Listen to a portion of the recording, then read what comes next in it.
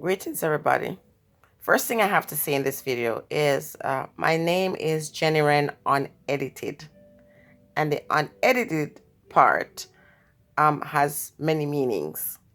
But the real reason why it's called unedited is because I don't edit my videos 99.9% of the time.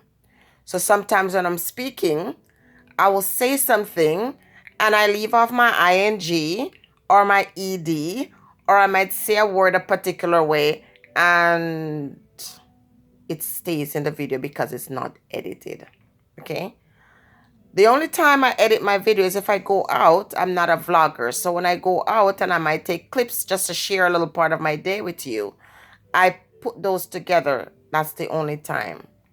I don't really censor myself because in real conversation, when we're talking and we make a mistake, we don't roll back just to say, oh, I said past tense when I should have said present tense.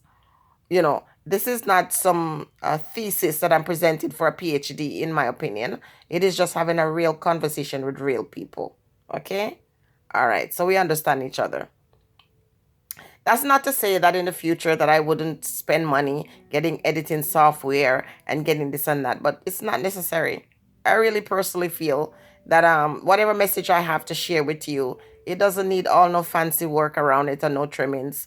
And those of you who appreciate the content, you appreciate it, whether I'm in darkness or I'm in light, whether I'm all made up or I'm not. It is what it is, right? Okay. All right. So this morning, we're going to talk about something. And there's so much stuff I want to share with you, but time and space, opportunity and chance, be patient. Those of you who are with me are with me. And if it takes a year, 2, 3 years, and I'm still doing this, you will be there to enjoy it or to get, the story. Okay, what I want to talk about in this video is the whole concept of wealth and poverty. Now, we're all rich, but if we have life, we're wealthy.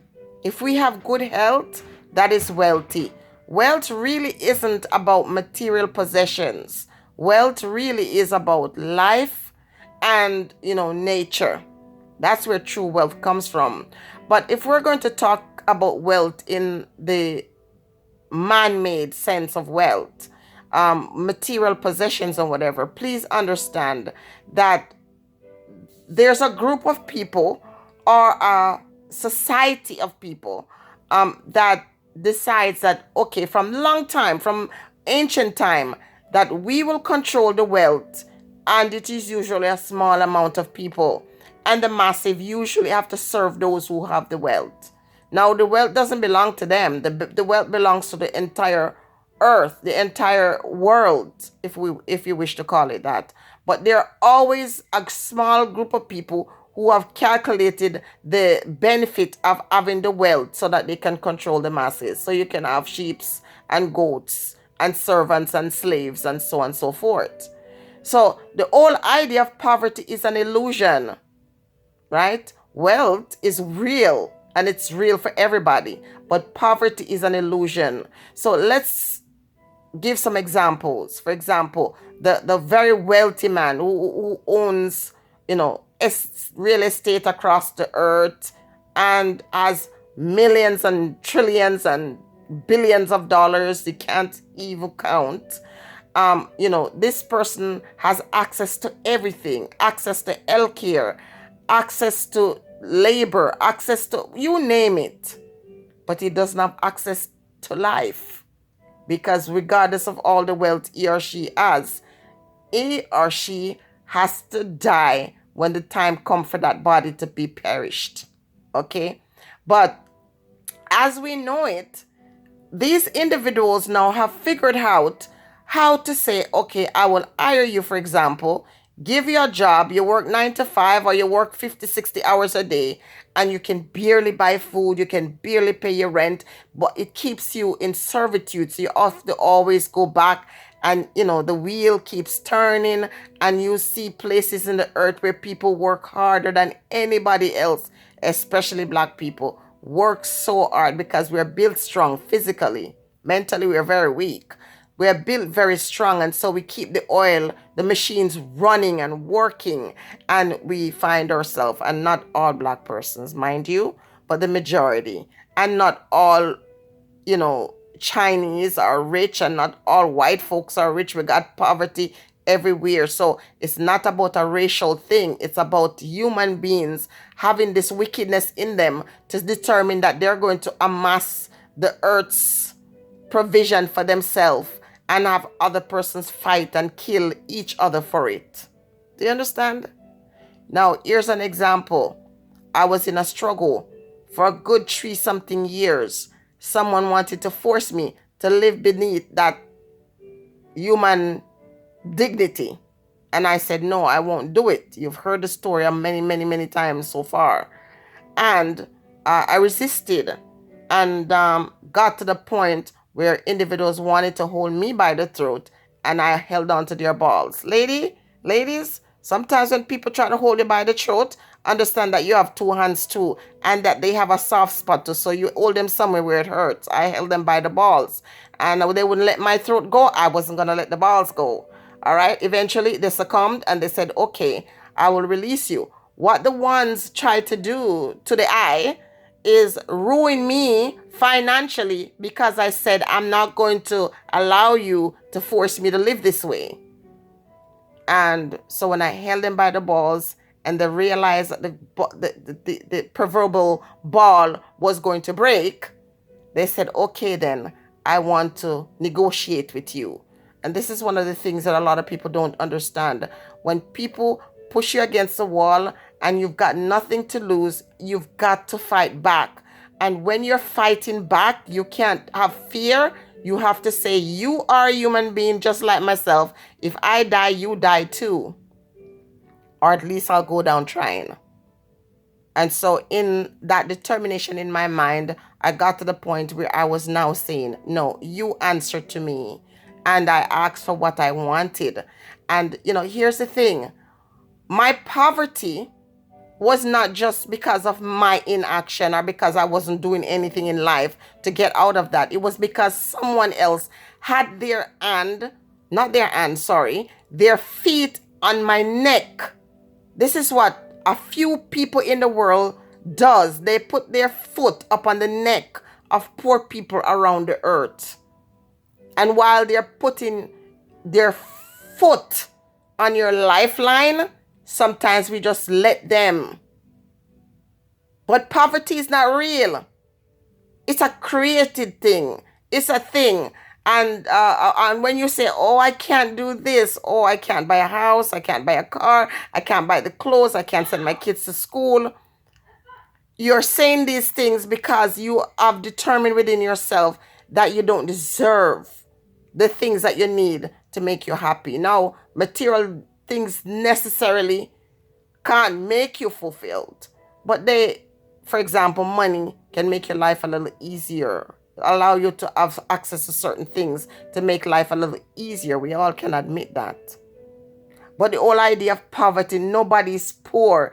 People set things in place to create poverty in other people's life.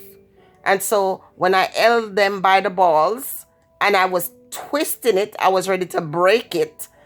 Then they said, okay, here's what I'll do for you. I put some barriers against you to force you to pay up. Remember, rich people are always asking those without to pay up. So you have $10 and they have $10 trillion. They want you to lose all of your $10. They get a certain satisfaction from seeing you in poverty, see you suffering and struggling. They get a hype from that because they're not taking your $10 because they want it. They'll probably take your $10 and throw it to the dogs.